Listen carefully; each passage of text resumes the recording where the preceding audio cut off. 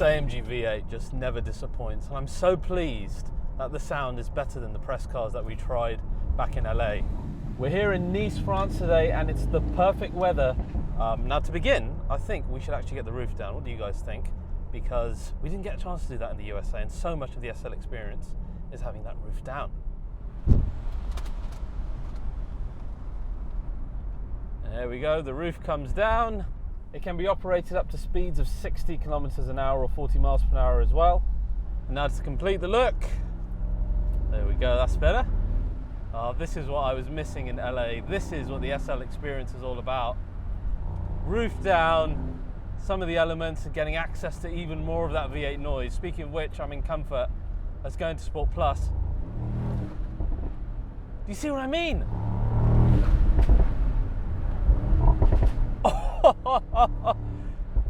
This is AMG, come on. This to me is the pure AMG experience, you know, combustion car only, a car made from scratch, the chassis developed for racing and luxury as well, which is important. How many more cars like these are we going to get in the future? I don't know. The SL to me, although it's a new car, feels like a car from a bygone era that we're still lucky enough to access today. I'm absolutely convinced that I have to buy one of these. Whether it's the 63 or not, I don't know, but definitely a 55. This is EU exhaust spec. So on the sound section, I think we're pretty definitive that we can say it sounds bloody amazing.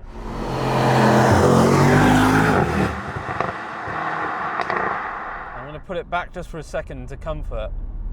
Just driving around normally in the SL with the top down, beautiful 25-degree weather outside, this is a joy. And this is where I have bemoaned that AMG have started calling themselves performance luxury, but with a car like this that they've developed from scratch, it is a Mercedes AMG vehicle, not developed by Mercedes-Benz, they could very much hit back at me and say, well look Raz, you're driving a very luxurious AMG made car that also has a shit ton of performance, so we are justified.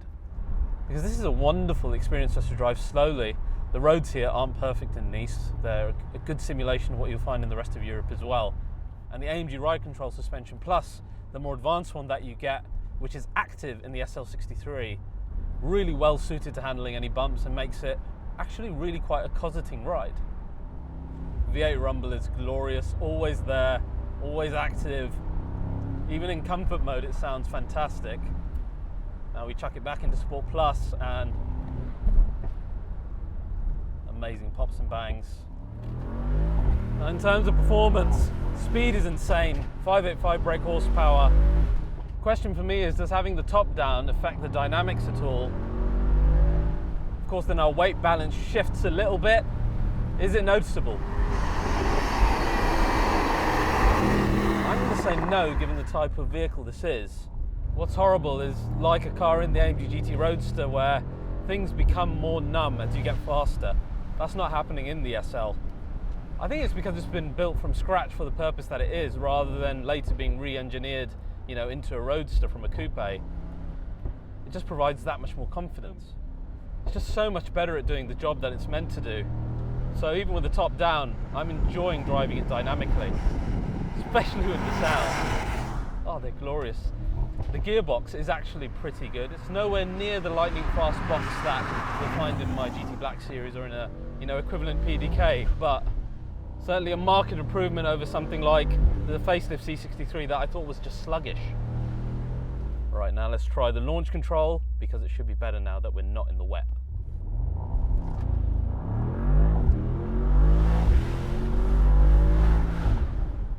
So there you go guys, 3.5 seconds, 0.3 better than the official figures. That's very impressive, isn't it?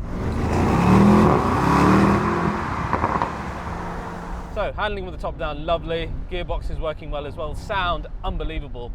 Now I want to put the roof back down, because a lot of the SL's use is going to be with the roof down.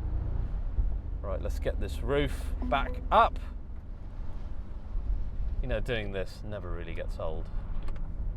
Now the first thing to address with the roof down is, do we still get that sound? I think the answer to that is a massively positive yes. Both the pops and bangs and the rumble still very much present here.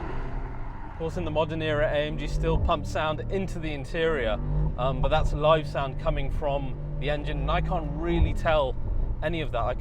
I feel I'm hearing more from the outside, particularly the really loud bangs. Because this, for me, this is heaven. This is AMG heaven. Pure combustion heaven. In terms of handling, there's not a massive difference between roof up and roof down, I feel, which is a great thing. Now that's exactly what you want. You don't want a divergent experience between having the roof up or down. And the great thing is, having a Roadster built from the ground up by a performance house means what you get is then a proper experience regardless of what you're doing. The other thing I really like about having the roof closed is the luxury inside, in terms of not getting that much road or wind noise, etc., that you would have got in the AMG GT Roadster. You know, and I want to really compare it to that car. Sound insulation, noise coming from the wing mirrors, etc., tyres, that much less in SL. I mean, it's double or triple the difference, I think. Hey Mercedes. How can I help? Turn on my seat massage. I'm switching on the massage for you. So things like that, paired with the heads-up display, the fact that you've got an S-Class screen inside the car as well, AMG's active ride control suspension as well, keeping things supple, you're starting to get really close to S Coupe and Cabriolet. Yet in a car that's that much more capable dynamically than those. Yes, it's very much restricted inside in terms of the rear occupancy, but for the point of having luxury and performance in a car of that ilk, like a Grand Tourer, then this is pretty damn compelling, because it's much more of an AMG while maintaining a lot of the important luxury stuff. Now, of course, a pricey vehicle. SL63 in the UK is about 180k. You know, that's where the old GTR Pro was. I think the one maybe to go for then is the SL55, which starts at around about 145. That's going to have a lot of the same experience of this car that you love so much in this car, like the sound, the speed, a lot of the dynamism. Yes, it hasn't got the AMG Dynamics Pack Plus and the electronic rear diff, but you know, in a Grand Touring Roadster, this is no 911, as we said, that matters even less. That's the one I think I want to get. I think that's going to be the sweet spot in terms of price, in terms of bang for buck, and getting, you know, 90% of the experience in a car that to me has a more legendary nameplate as well. But if your heart is set on the SL63, I can't fault it. Yes, it's no 911, it doesn't handle like one, okay? You do start to feel the weight of this car as you push into corners, etc.